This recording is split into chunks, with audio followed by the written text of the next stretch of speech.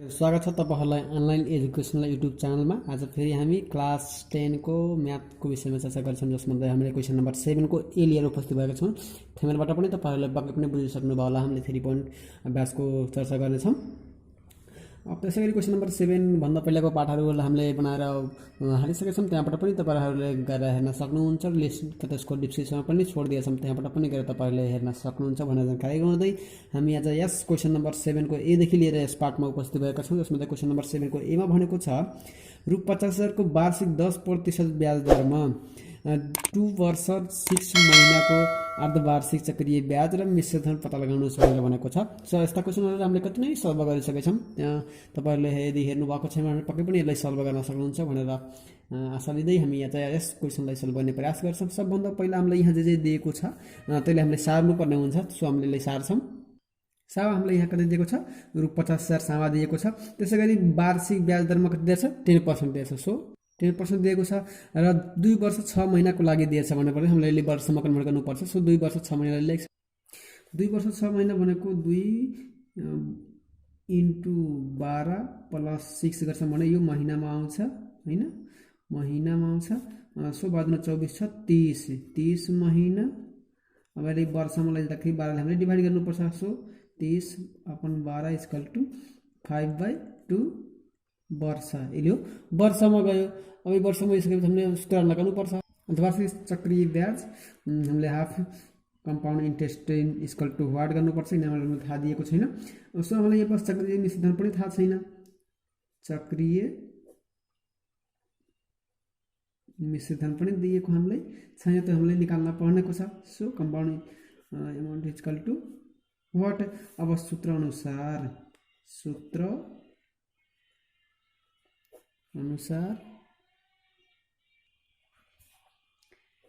P1 +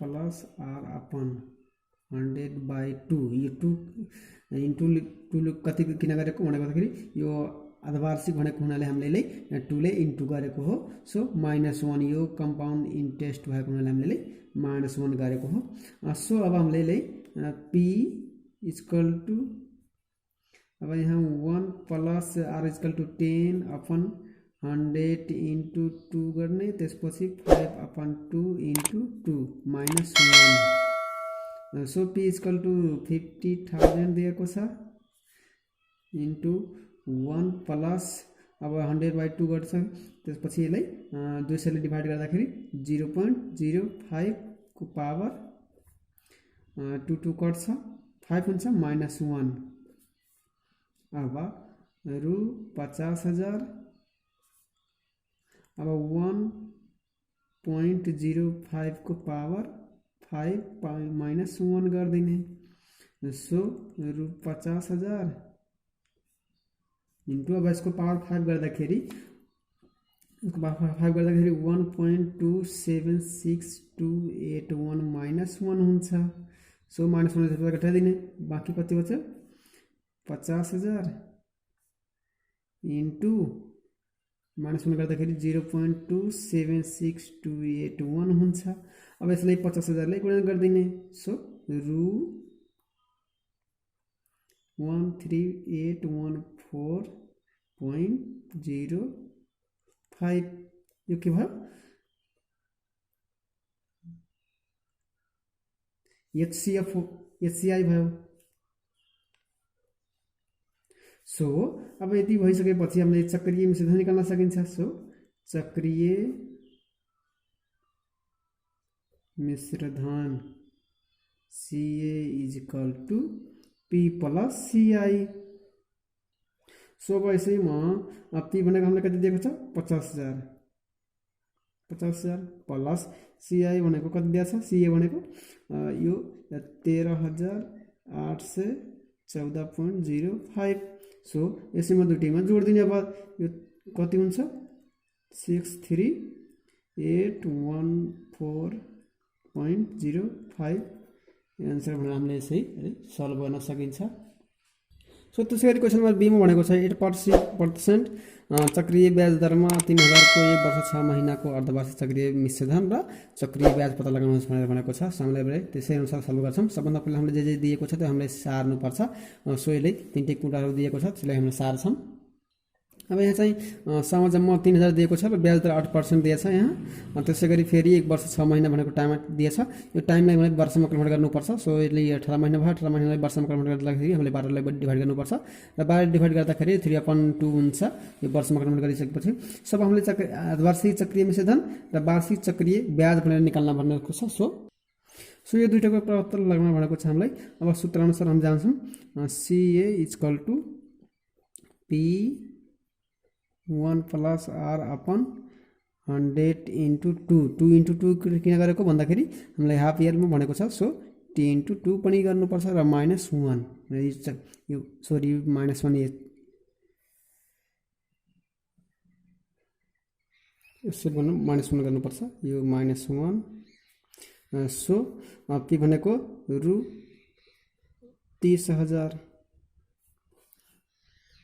1 + R भनेको 8% upon 100/2 भने 200 × 3/2 × 2 -1।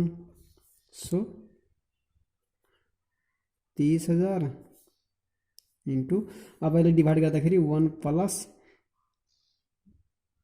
0.04 को पावर यो 2 काट्छ 3 हुन्छ -1। सो 30,000 1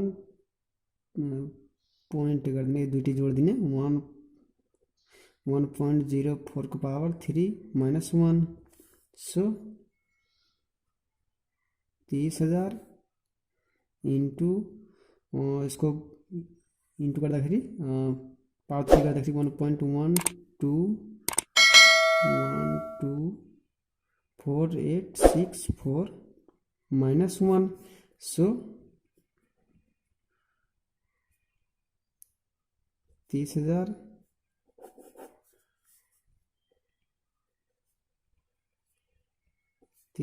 इन्टु -1 गरेपछि 0.124864 हुन्छ। सो अब दुईटैको इन्टु गर्दाखेरि कति हुन्छ भन्दाखेरि 374.59 हुन्छ। अब यो के हो HCA। अब यो अर्धवार्षिक चक्रीय ब्याज हो भने अब हामीले के निकाल्ने हो मिश्रधन निकाल्ने हो। सो अर्धवार्षिक चक्रीय मिश्रधन CA = P +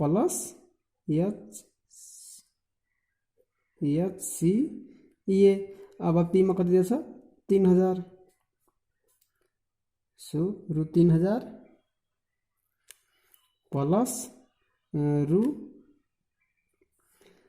374.59। अब यो दुईटैले जोडिदिने 374.59 एन्सर हुन्छ भनेर हामीले यसरी यसलाई सल्भ गर्न सकिन्छ। सीमा भनेको छ क्वेशन नम्बर 7 को सीमा भनेको छ 2 वर्षपछि सबै रकम निकाल्ने गरी कुनै बैंकमा 80,000 जम्मा गर्दा तलका मध्ये कुन विकल्प उपयुक्त होला काट्दिनुहोस् भनेर भनेको छ। हामीले यसलाई दुई शर्त अनुसार दिएको छ। एउटा फर्स्ट नम्बर शर्तमा 12% ब्याज सक्रिय ब्याज दरमा र सेकेन्ड शर्तमा 10% अर्धवार्षिक चक्रीय ब्याज दरमा निकाल्नु भनेको छ। सो हामीले यसलाई पहिला जाँच्नुपर्छ। पहिला हामीले दुईटै तथ्य राखेर हिसाब गर्नुपर्छ त्यसलाई हामीले छुट्याउन सकिन्छ। अब हामीले यसलाई सल्भ गर्छौँ। सबभन्दा पहिला जे दिएको छ त्यो हामीले लेख्नुपर्छ। हामीले जुन डाटाहरू दिएको छ त्यसलाई यहाँ हामीलाई समय 80,000 दिएको छ र समय 2 वर्ष ब्याज दर 12% दिएछ। हामीले फर्स्ट शर्त अनुसार गरेको। सो वार्षिक चक्रीय ब्याज भनेर वाट हामीले निकाल्नुपर्छ। सो सूत्र अनुसार हामीले प्रयोग गर्छौँ वार्षिक चक्रीय ब्याज अनुसार। सो CI = P 1 + R अपन 100 को पावर T -1 यो चक्रीय ब्याज भएको हुनाले हामीले -1 गर्नुपर्छ।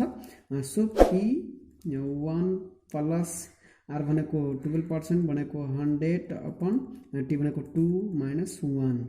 सो यो हामीलाई 80,000 दिँदैछ। सो 80,000 1 प्लस यो 12बाट हामीले गर्छौँ भने 0.12 हुन्छ।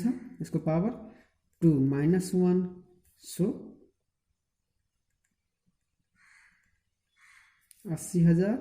अब यो 0.12 हामीले एक जोड दिने। सो 1.12 को पावर 2 हुन्छ, यसको स्क्वायर गरिदिने -1। सो अब यो दुईटैको स्क्वायर गर्दाखेरि कति हुन्छ √80,000। यसको स्क्वायर गर्दाखेरि 1.2544 -1। सो -1 गर्दिने। अब -1 गर्दाखेरि कति हुन्छ 0.2544 हुन्छ। अब यदि 0.2544 हुन्छ, अब यसमा 80 ले गुणन गर्दिने। सो 80 ले गुणन गरेपछि कति हुन्छ 20352 हुन्छ। यति भयो। अब यो अनुसार, यो शर्त अनुसार हामीले यति निकाल्यौं। त्यसैगरी अब हाम्रो दोस्रो शर्त अनुसार गर्नुपर्छ। दोस्रो शर्त अनुसार पनि सेम कुरा यही दिएको छ। सम अब त्यसमा यो 10% मात्रै डिफरेन्ट दिएको छ। सो हामीले लेख्छौं HCI = P1 + R/100 × 2। यो हाफ इयरली भनेछ, त्यही भएर हामीले इन्टु 2 गर्छौं र T × 2 पनि हुन्छ -1।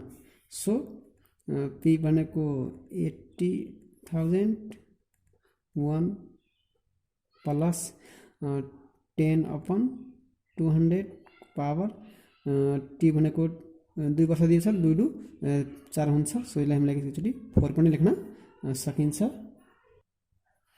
सो 1 + 0.05 को पावर 4 -1।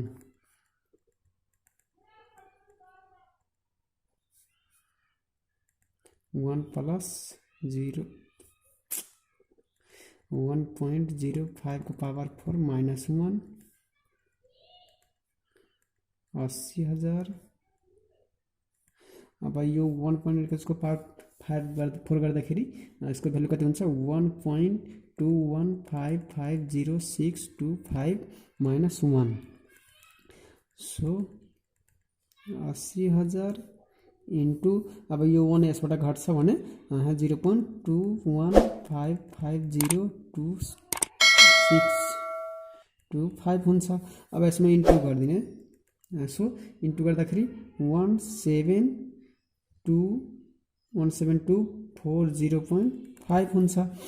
सो यति गर्दाखेरि यति आयो। योभन्दा पहिलाको भ्यालु हामीले वार्षिक चक्रवृद्धिमा गर्दाखेरि यति आछ। सबले बेटर के भयो यो आन्सर भयो। सो त्यसैले हामीले यहाँ √2352 ग्रेटर देन √17240.50 भएकोले विकल्प छान्दा फर्स्ट नम्बरको विकल्प उपयुक्त हुन्छ भनेर हामीले यसरी सल्भ गर्न सकिन्छ। कुनै रकम प्रत्येक 6 महिनामा त्यसको 0.1010 का दरले ब्याज बढ्दै जान्छ भने कति समयपछि रू4000 को वार्षिक ब्याज रू1324 हुन्छ भनेर हामीलाई सोधेको छ। सो हामीले सल्भ गर्छौं। अब सबभन्दा पहिला हामीलाई यहाँ के दिएको छ शर्त भनेर 6 महिनामा 0.10 को दरले ब्याज दर बढ्दै जान्छ।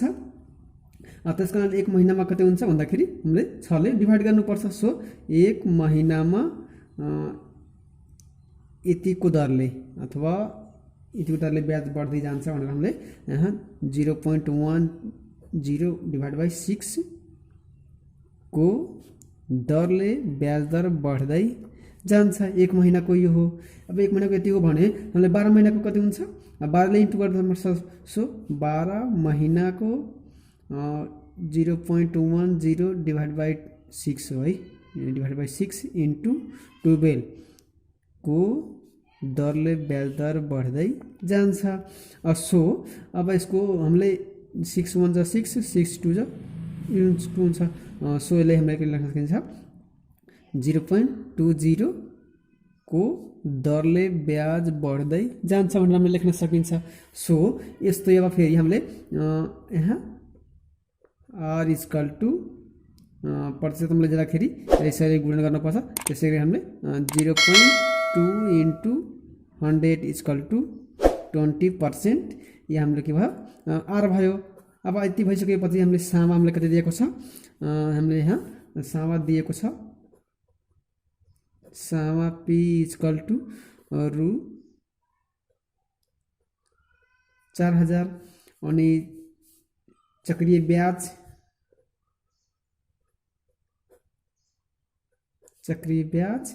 CI इक्वल टु रु 1324 दिएको छ।